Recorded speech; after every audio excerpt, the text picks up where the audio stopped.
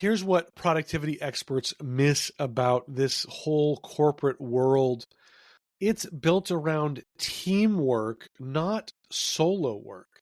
Many productivity systems prioritize individual optimization of time. Find out what works best for you and do that. But corporate life equals collaboration, communication, and a lot of shared responsibility. Hi, I'm Chris LeBrun, your host of the Wholistic Productivity Podcast.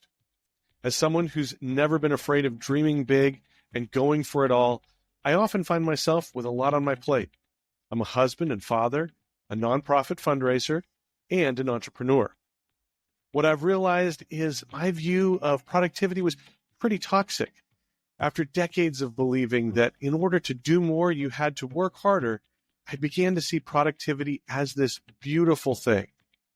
Holistic productivity is the idea that you can accomplish your professional, personal, and purpose-driven goals in a healthy way, and doing so will make you happier and more fulfilled.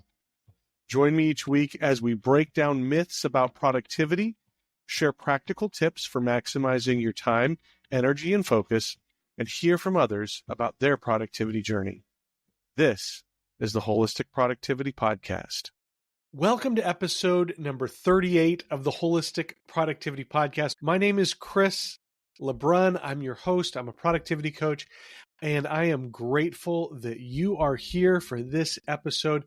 We have a great episode for you today. It's a continuation of what we started last week, our two-part series here, but don't worry, if you didn't listen, you can get the gist of it. We'll get to that in a minute. But, I say this every episode. The reason that I do this show is to help you dream big, plan smart, and live fully. I don't take that lightly. I know how important my goals are to me, my professional goals, my personal goals, and my purpose-driven goals. And I can only imagine that your goals are just as important to you. That's why I keep doing this podcast week after week, because I want you to achieve your goals.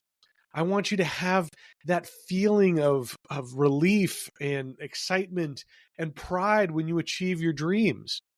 And here's the thing. When that happens for you, you're helping me achieve one of my purpose goals, which is helping you reach your goals. That's why I'm in this. So thank you for being here, and let's do this together. Let's both achieve our goals at the same time. It's fantastic. Thank you so much for being here. Last week, we started this series about the relationship between productivity and corporate America. And in the first episode, we looked at the assumptions that corporate America sometimes makes about productivity. Well, today we are turning the mirror around, because if I'm being honest, the productivity world has its own blind spots as well. And I don't want to make it seem like, everything is hunky-dory over here and it's just all bad and doom and gloom in corporate world. A lot of the tips and tricks and well-meaning advice floating around on the internet is designed primarily for entrepreneurs, people who control their schedule, people who control their workload and their environment and their priorities. But millions of people work inside corporate systems where they don't have full autonomy.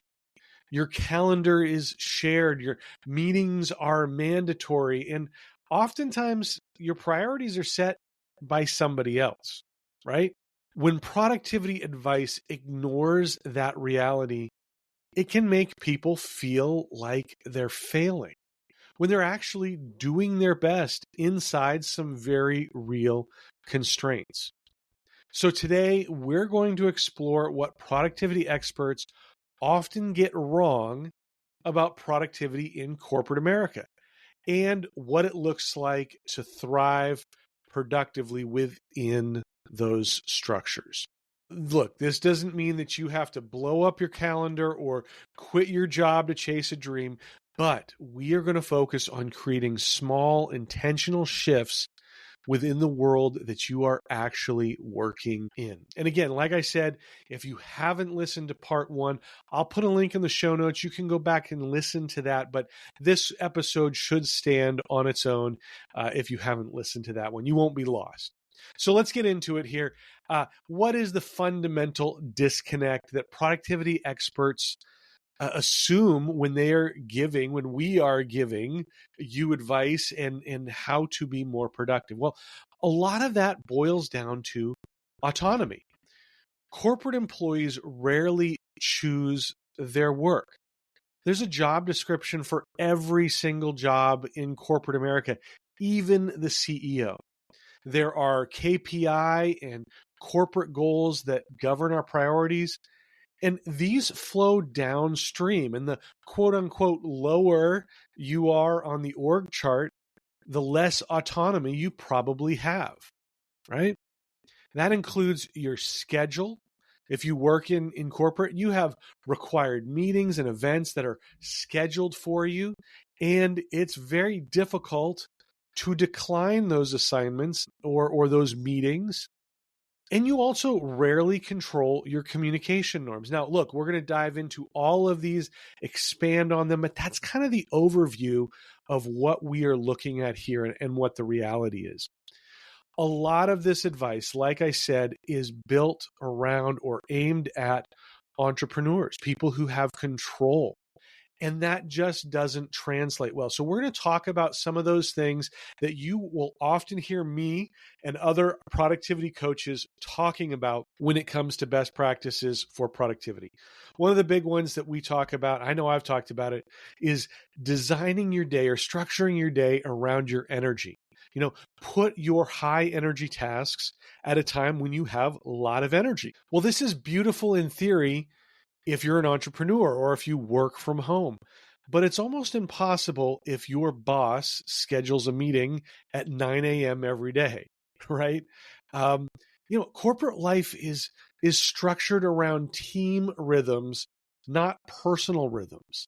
It's great if your energy is focused between the hours of 9 to 5, but not so much if you thrive at other hours of the day. And so this idea of, work when you have your energy just doesn't work in a corporate space. The other one that doesn't work is the ability to say no to certain projects, certain tasks, or certain things. One of the things productivity coaches love to talk about is protecting yourself from being overworked and from getting bad clients or projects. It's great advice, but in the corporate world, there are certain realities, right? You have different hierarchies, whether it's on the org chart or politically, how people are structured and seen politically within the company and the organization. Everybody's got performance reviews and they're required or expected to do certain things. And you have a team that's depending on you. Saying no is not always allowed. And if it is, it's probably not good for career advancement. So what we need to do is look at how to set boundaries ethically within those constraints. Now, one of the tips that I've used in the corporate world with some success, with some good success, is when a request comes in last minute or something that is not really aligned with our overall strategy, I ask my boss or whoever's giving me the new task something like this: which one of the following priorities that are already on my plate would you like me to set aside to focus on this new project? That's one way that you can do it. You may also want to ask, which one of our goals and objectives does this new project align with? The point here is not to be, assertive and say, I'm not doing this. The point is to ask for clarity around what's going to give. It lets them know that there will be a productivity cost somewhere else if you are going to focus on this task or if your team is going to focus on this. Then you can start having a conversation about other ways to accomplish either the new thing or the existing thing. Maybe that's contractors or other team members. Or you really go back to square zero and say, do we really need to do this at all? Or is there something else that we can ignore and push it to later? But that gives you the space to have those types of conversations. Now, a lot of this depends on how much autonomy you have to accomplish the job that you were hired to do. If you are in a situation where you are being micromanaged, saying no will be harder than if you have some level of control over how you structure your day. If the boss is really only concerned about the outcome, you may have some more ability to say no or yes to tasks. Another thing somewhat related to this idea of saying no is eliminating or outsourcing low impact tasks or tasks that you just don't enjoy. Now, this is a common thing for productivity gurus and experts to talk about, from people like Tim Ferriss or Dan Martell and others.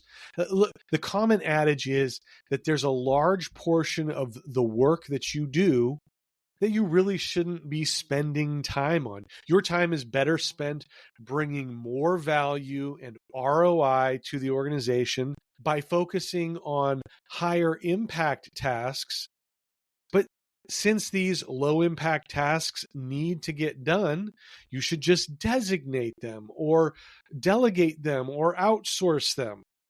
Now, a lot of times this involves a virtual assistant.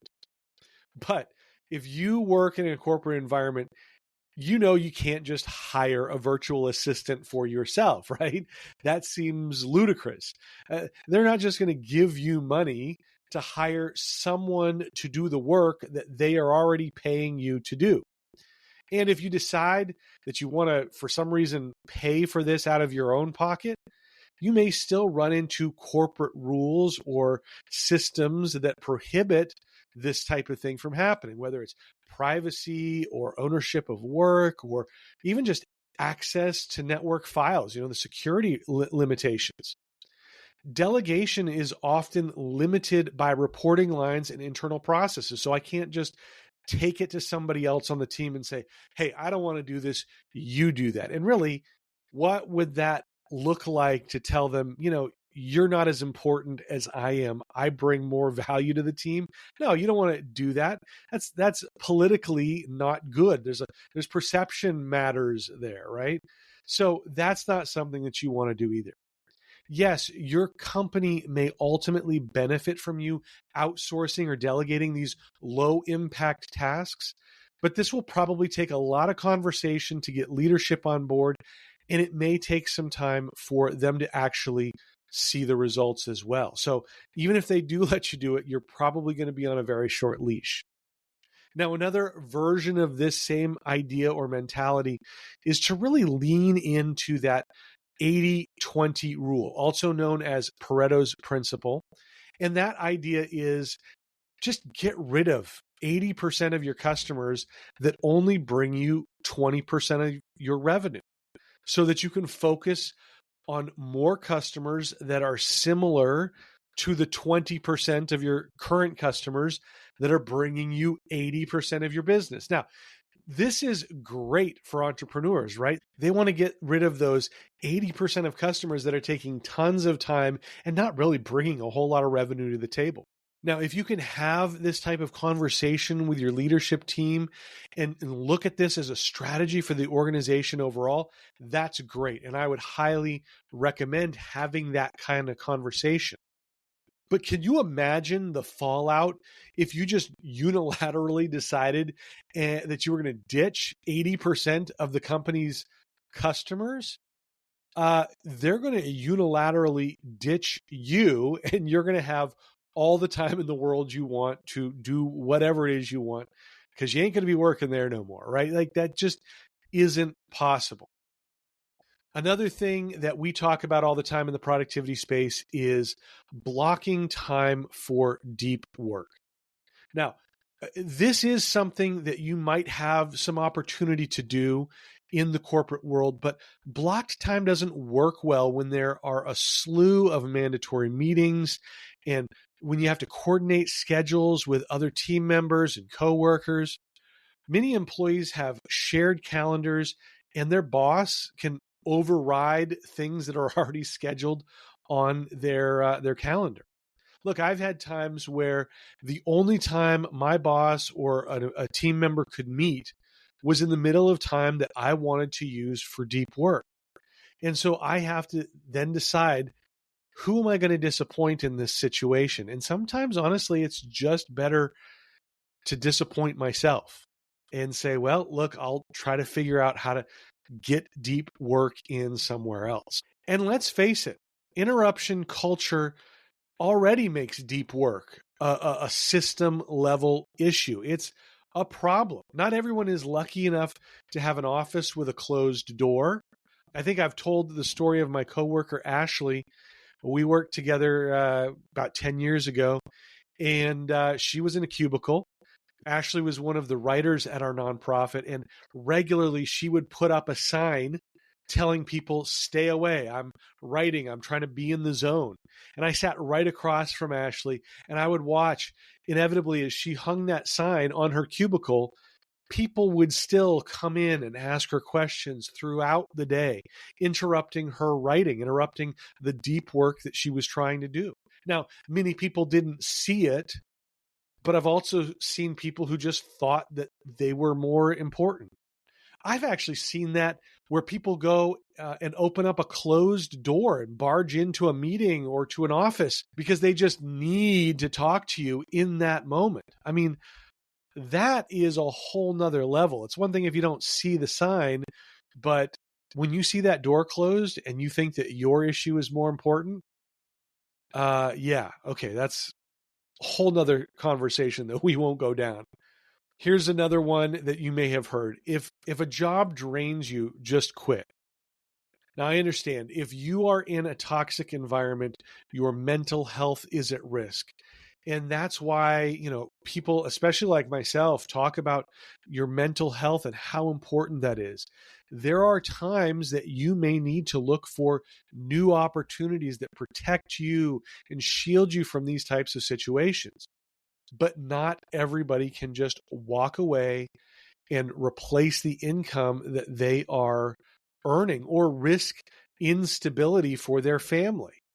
Career path constraints and financial realities really do matter. And so, yes, there are times when walking away from a stressful situation is the best thing that you can do, but you shouldn't just take that at face value. You have to really make sure that that is right for you and your situation. Another issue that we run into is recommending entrepreneur tools for employee problems. Experts love to suggest software or workflows that sometimes just frankly don't work in the corporate ecosystem. Employees are often mandated which systems we are going to use, which software we're going to use, whether it's SharePoint or Teams or Salesforce or Zoom or any number of project management software. Let's pause here for a quick break. We'll be right back. If you've ever gone down the rabbit hole of trying every to-do list or project management app, you know how exhausting it can be. You download the app, you set it up, enter all your data, and then scramble to cancel it before the trial ends. Trust me, I've been there and it's no fun. That's why I love Efficient.app. Alex and Andra, a husband and wife team, have spent over a decade testing and reviewing software of all types so you don't have to. Calendars, project management, banking, planners, email marketing, you name it, they've covered it with honest reviews and side-by-side comparisons. And they don't sugarcoat it. If a tool isn't worth your time, they tell you straight up. I've personally found their reviews super helpful when I was trying to sort through different project management apps. It saved me a ton of time and frustration. Best of all, they often have special deals on the tools they recommend so that you can save money. I'm especially grateful to Efficient.app because they've been supporting the Wholistic Productivity Podcast since the very beginning. The best way to check them out and support the podcast is through the link in the show notes. So next time you're looking for software, let Efficient.app do the work for you. Trust me, you will not regret it. There's also security issues that come into play. A few years ago, I wanted to test out a piece of software, and to get the full experience with it, I had to connect it to our enterprise Microsoft system. Well, look, IT did not like that idea. They hadn't vetted the software, and that meant they weren't going to give me permission to use something that was untested, that they didn't know about the security vulnerabilities. And I don't blame them. So that didn't really get to work out. Here's another one of my favorite suggestions that productivity coaches love to give. It just cracks me up, and that is checking email once a week. Look, email and other notifications from Teams, from instant messenger or chat, they can kill your momentum and flow. And that's why a lot of productivity experts talk about limiting email use. Tim Ferriss was the first person I heard talking about a massive reduction in email usage. I think Ferriss checks his email now like once a month. Some of the other coaches are talking about once a week, or maybe only once a day, or twice a day. Look, like all of these things, this idea has a lot of merit. Email interrupts the flow and gets us bogged down in all these rabbit trails that usually have minimal impact. Answering emails all day is probably not the best use of your time. But corporate culture is built around email and increasingly around instant messaging. I can only imagine what would happen if I set up an autoresponder that says, "Thanks for your email, but now I check my email once a week and I'll respond on Friday." You know, that is not going to go over well with my boss, with my coworkers, or with the donors that I serve. Honestly, that is my big concern at my nonprofit work. If you want to reduce your dependency on email, make sure you ease into it and have some conversations and education opportunities with your boss, with your team members before you do that. Try to find something that is going to work out in your situation. Here's what productivity experts miss about this whole corporate world.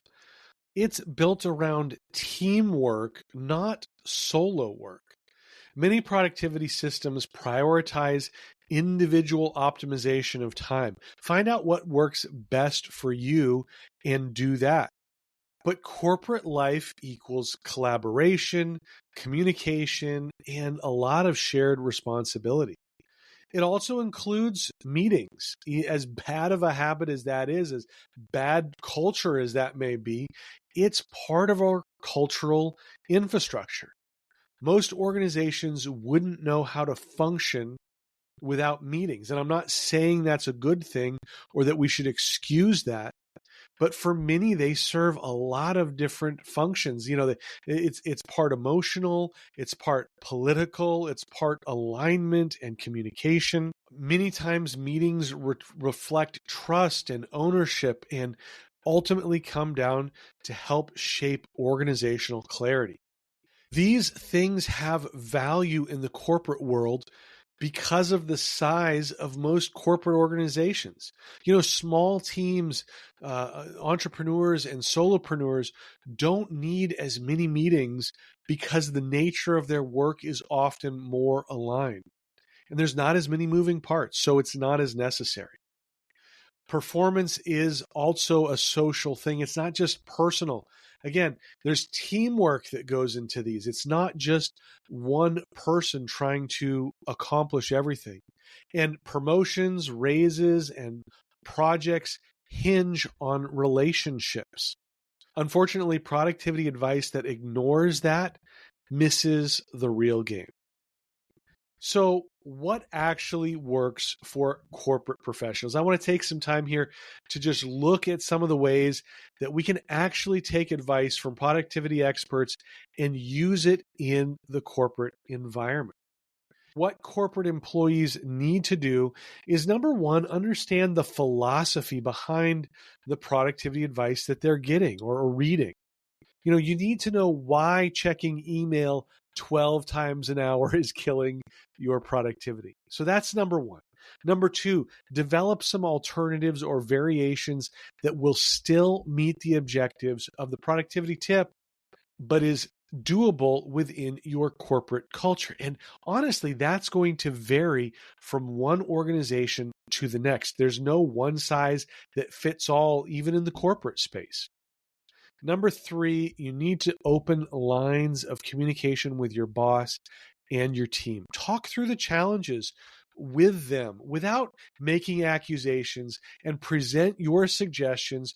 And look, there can be safe ways of doing this. You can say, this may sound like a crazy idea that I read in a book, but what do you think about this? How would that work to bring something like this into our organization? So you don't even have to put yourself on the hook for doing this or for suggesting this. But most employers are going to respect your desire to be more productive, and they're going to be much more willing to consider changes if you bring suggestions. They don't want you to bring problems without bringing a suggestion. Some of the things that you may want to focus on are micro boundaries instead of hard no's, negotiating meeting expectations. Figure out, are you actually required to be at all the meetings that happen, or can you get notes and follow up afterwards? You can clarify the priorities with your managers. We talked about that. And then optimizing energy that you have within the constraints of your workday. There's still going to be ebbs and flows within that 9 to 5 window, and knowing when that is can help you still structure your day around that. Now, I wouldn't try to accomplish all of these things at once. Go for some of the low-hanging fruit and start there. And make sure that you are using your influence to talk through some of these issues rather than your authority to promote some of these ideas, right? You may be the boss on your team, but that still doesn't mean that people under you are ready to change their entire way of working in the corporate life. So have those conversations, get their buy-in, and you may ultimately still decide that this is what we're going to do, but hopefully you've built up some trust with your team as you talk through some of the issues. There has to be a lot of education around what you're trying to accomplish and why. And that takes strategic over communication. Look, all of this comes down to political capital. And it's kind of a catch-22, because one of the best ways to influence people in the corporate world is if you are productive and you are a high achiever, and people say, hey, look at this guy, look at this lady. They are bringing it. We should listen to them. But you need some of these strategies in place so that you can be more of a high achiever, so that you can gain that political capital necessary for getting these strategies approved. So it's kind of a catch-22 there. Look, as we wrap this up, it's important to remember productivity isn't one size fits all, and it definitely isn't one industry fits all. What works beautifully for a solopreneur may fall apart in a corporate team environment. And that's okay. You're not a failure, and you're not doing it wrong just because it doesn't work in your environment. The real skill is learning how to adapt productivity principles with wisdom, nuance, and respect for everybody else that you are working with and the environment in which you're working in. So here's your challenge for this week. Pick one piece of productivity advice that you've heard me talk about, or you've heard somebody else talk about, something that doesn't really quite fit into your corporate reality, and start thinking about how you would rewrite it for your environment. You might be surprised how powerful the corporate-friendly version becomes once you shape that to your particular working situation. And of course, if you missed the first episode, go back and listen to that, because that is going to help you understand what the corporate world gets wrong about productivity. So that's it for the show today. Thank you for being here. I hope this was helpful for you as you try to take all this stuff that you're reading or hearing and shape it into something that you can actually use in your environment. Check out the show notes at holisticproductivity.com/38. And if you are listening to this on your favorite podcast platform, go ahead and subscribe, follow, like, rate the show if you'd like. All of these things help us get the show into the hands of more people, into the ears, honestly, of more people, or eyes if you're watching it on YouTube. But go ahead, subscribe. That way you will not miss the next episode when it comes out. Be sure to follow at Wholistic Productivity on all of the social media platforms. I provide productivity tips and motivation throughout the week. You can find us on Instagram, Facebook, Threads, LinkedIn, YouTube, Substack, all of them. I think there's probably a couple of other ones, but that's all the important ones. And I also want to invite you to join the Holistic Productivity community on School. Look, I'm so excited about what is happening on School because it's not just me talking to you or talking at you. It's everybody coming together. It's a community of people who are like-minded, who are achieving goals, and they're trying to do that in better, more productive ways. So when you join the community on School, first of all, it's free. But there's a lot of great resources that you can learn from, and you can also learn from a lot of great people. So check that out. Link will be in the show notes, and you can find us on School. That's SKOOL. As always, thank you so much for listening in. You know, I said it at the top of the show, but my goal is to help you dream big, plan smart, and live fully. And I hope that this episode has helped you do that. Take care. We'll see you next time. Before I sign off, close your eyes for a minute, unless you're driving. But close your eyes and imagine this. It's Friday. You're excited for the weekend. TGIF, right? You're wrapping up the work week, getting ready to leave the office. But as you're walking out the door, you start to reflect on the week and you say, what did I even accomplish this week? It's a frustrating feeling and a horrible way to start your weekend. You know that you've worked hard all week, but you have little or nothing to show for it. If you've ever had these feelings at the end of your week, I have a special offer for you to help you on your productivity journey. I talk about it all the time. Being intentional with your time is one of the biggest parts of productivity. And one of the best ways you can be intentional is to plan your week. Planning your week provides clarity on your priorities. It eliminates confusion about what needs to be done, and it sets you on a path for success. Now, I've developed the perfect tool to help you plan your week. I call it my Sunday strategy, and I want to give you my Sunday strategy worksheet and guide absolutely free when you sign up for my weekly newsletter. The guide offers clear strategies for using the principles of holistic productivity to plan your week. You'll have a mindset shift away from the toxic aspects of productivity, and you'll get step-by-step directions for using the Sunday strategy worksheet. With my Sunday strategy, you only need 15 minutes each Sunday to plan out your entire week. It'll let you identify major projects and tasks that are coming up, assign those projects to specific days, and best of all, there are different sections for each area of your life: professional, personal, and purpose-driven, so you can reach all of your goals. My Sunday strategy worksheet also includes a weekly habit tracker to keep you focused on the habits that you want to develop. So if you want to avoid those Friday feelings of frustration and despair, you need my Sunday strategy worksheet. It's the perfect planning tool to help you build the winning strategy for your week.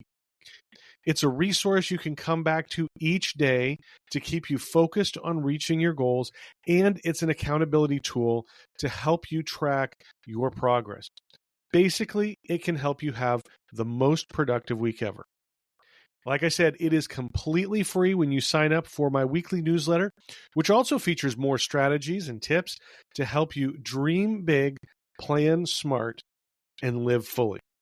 To get my Sunday strategy worksheet and guide, go to mysundaystrategy.com and sign up. That's mysundaystrategy.com. There will also be a link in the show notes. But again, mysundaystrategy.com. Look forward to having you back here for the next episode of the Wholistic Productivity Podcast.